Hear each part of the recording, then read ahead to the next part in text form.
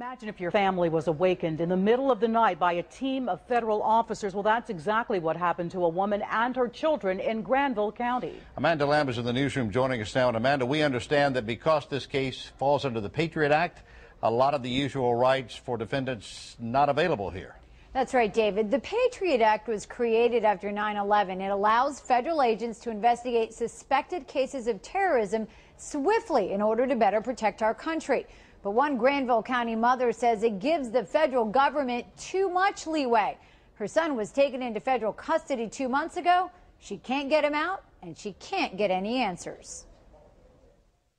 16-year-old Ashton Lundeby's bedroom is nothing if not patriotic. American flags everywhere. But according to the United States government, this 10th grader, who has never been in trouble with the law before, is now a suspected terrorist. I was terrified. There were guns, and I don't like guns around my children. I don't believe in guns. On March 5th, around 10 o'clock in the evening, Annette Lundeby says 10 armed FBI agents, along with 3 local officers, stormed her home looking for her son.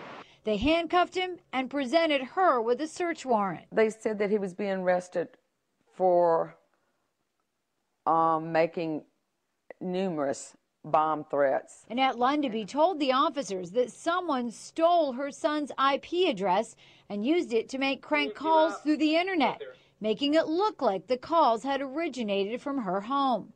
She says the FBI's extensive search of her home turned up nothing. No bomb-making materials, not even a blasting cap, not even a wire, not even, I mean, I don't even know how to make bombs, but they didn't find anything. The teenager was taken to a juvenile facility in Indiana, where the bomb threat was supposedly made. His mother has had little access to him since his arrest.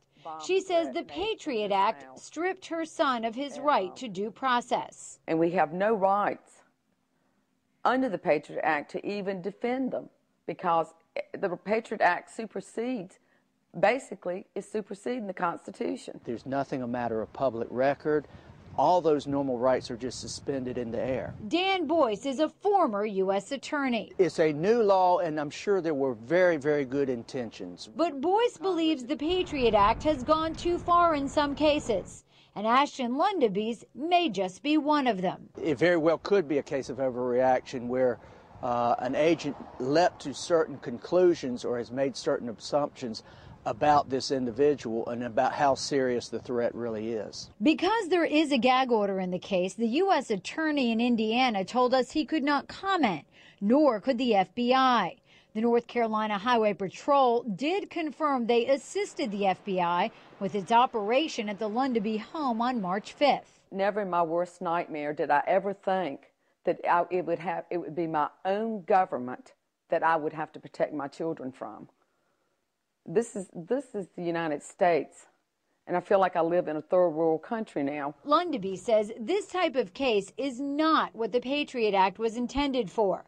Boyce agrees. It was to protect the public, but what we need to do is make sure there are checks and balances to make sure those new laws are not abused. Know that they can come and take anyone in your family away, even your children.